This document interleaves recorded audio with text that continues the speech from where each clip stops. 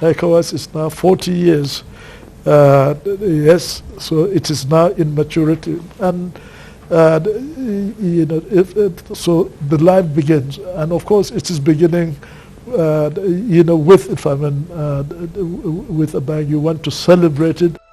Former Nigerian military head of state General Yakubu Gowon and late President Gnassingbé Eyadema of Togo are widely acknowledged as two of the founding fathers of the Economic Community of West African States, ECOWAS. On the 28th of May 1975, in the then Nigerian capital of Lagos, General Gowon, along with leaders from other West African countries, signed the famous Treaty of Lagos, which gave birth to ECOWAS. There were 15 founding members. In 1976, Cape Verde joined ECOWAS. Mauritania, however, withdrew in 2000. The coming together of these countries, in spite of their profound linguistic and political diversity, was quite a feat. And it was the determination of all the leadership from all the various countries, French-speaking, English-speaking, and Portuguese, to think that yes, what we are trying to do will be a better thing for for all of us in the community. The initial objective of ECOWAS was essentially economic integration of the region for the material good of the citizens. ECOWAS has evolved far beyond this in response to the dynamics of change. Successive leaders of member states have consolidated on the foundation laid by the group of 1975, even as they struggled to balance national and regional interests. However, the reality is that across the world, regional economic communities have become the contemporary vehicle for generating the economies of scale required for robust economic development. So, West African leaders have been collaborating under the aegis of ECOWAS to change the material condition of the region of over 300 million people. From the headquarters of its commission in the Nigerian capital, Abuja, ECOWAS is driving the cohesive development of West Africa. It starts from ensuring good governance in the region because of its correlation with economic development. In the 1970s, 80s and 90s, coups and wars were rampant and retarded growth in the region. It hit its climax with the fratricidal wars in Liberia and Sierra Leone. As thousands were killed, the world watched. That was when ECOWAS stepped up. By 1990, our region was in deep trouble in many parts. Considering the situation, the security and peace situation in our sub-region, that we decided in conference to form the ECOWAS Mediation Committee, ECOMOC. When the request for assistance to end the crisis was made, first by Liberia and then by ECOWAS, to our influential partners, they refused to intervene on grounds that it was an African crisis requiring an African solution, meaning Africa should handle its own problems. It was Nigeria and our other West African states which led the bold step to encourage intervention to stop the slaughter and genocide being perpetrated. What helped us, apart from all other things, was that the leaders of ECOWAS were united, and they were never tired of night upon night negotiation. Thousands of West African soldiers gave their lives to save millions in both countries and by extension the region. The ECOMOG experience became the platform for developing a peace and security architecture that has become a model in Africa. Ecowas has now taken charge of regional security with an early warning system and a standby force involving military formations from all member states. Wherever the drums of war start beating in any member state, ECOWAS steps in to protect the government and the people in collaboration with the international community. In Mali, ECOWAS deployed AFISMA when extremists threatened to overrun the country. In Guinea-Bissau, ECOMIB is still holding the ground for the country to find and sustain relative stability. For sustainable peace, ECOWAS has gone ahead to help some victims in post-conflict countries in collaboration with the African Development Bank. Housing estates have been built in several locations in Liberia, Sierra Leone and Guinea to rehabilitate former refugees who also got a bit of help to start a business. I tell them thank you plenty, because why they give me houses here in Sastan, 2 rooms. ECOWAS is doing a lot more to ensure that democracy and good governance thrives in the region. The revised ECOWAS Treaty of 1993 and the 1999 Supplementary Protocol on Peacekeeping have empowered ECOWAS to intervene in the event of an overthrow or attempted overthrow of a democratic government, among others, in order to strengthen democracy and good governance. The ECOWAS zero tolerance for unconstitutional access to power.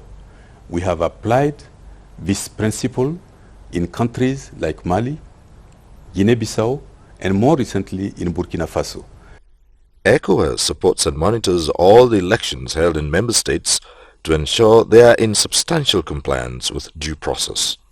This has helped entrench a culture of democracy in West Africa.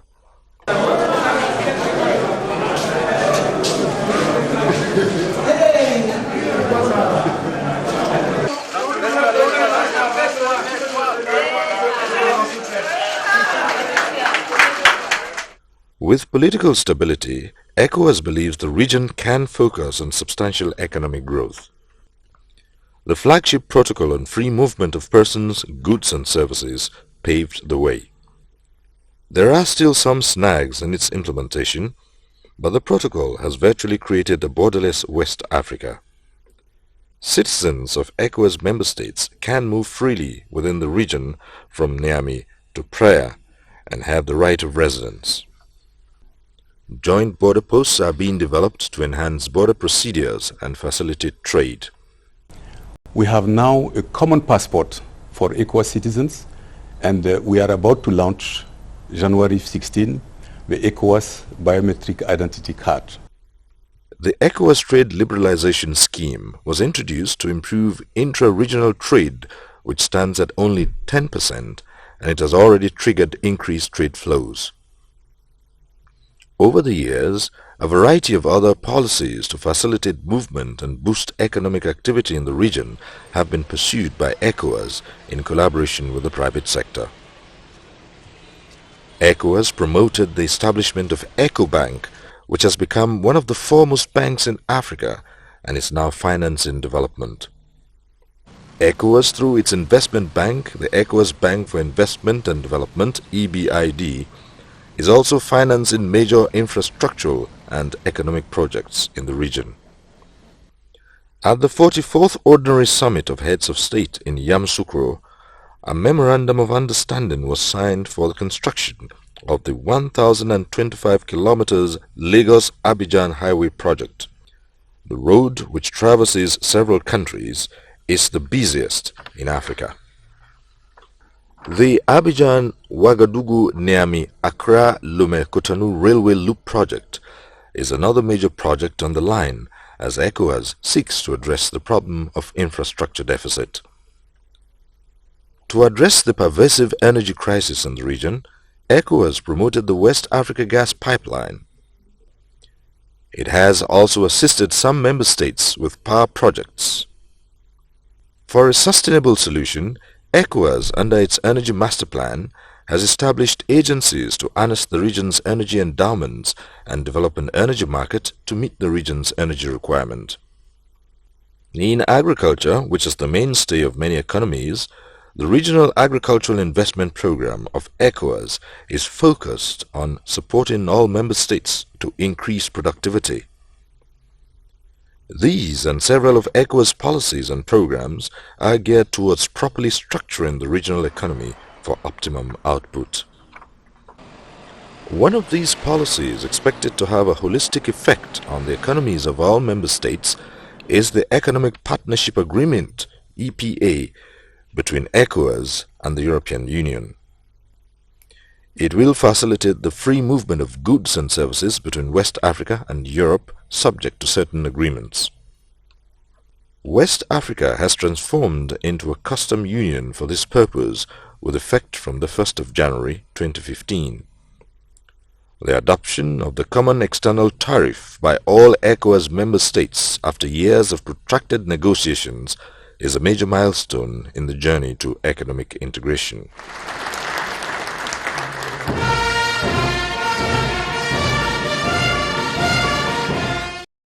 The regional economy is looking promising with yearly growth estimates averaging 6%. ECOWAS is ensuring that these gains are not rolled back by establishing the Intergovernmental Action Group Against Money Laundering, GIABA, to fight corruption, which has been the bane of governments in the region. GIABA is also fighting terrorist financing, as terrorism assumes a more dangerous dimension in the region. Any story on ECOWAS in the last 40 years will be incomplete without reference to the year 2014. It was the year Ebola ravaged the region, claiming thousands of lives and destroying the economies of the worst hit countries. ECOWAS intervened with a regional response led by the West African Health Organization, WAHO. ECOWAS is also fighting malaria, which has killed more people than all the wars in the region. 3 factories are being promoted in Côte d'Ivoire, Ghana and Nigeria to produce biolarvicides for the region-wide war.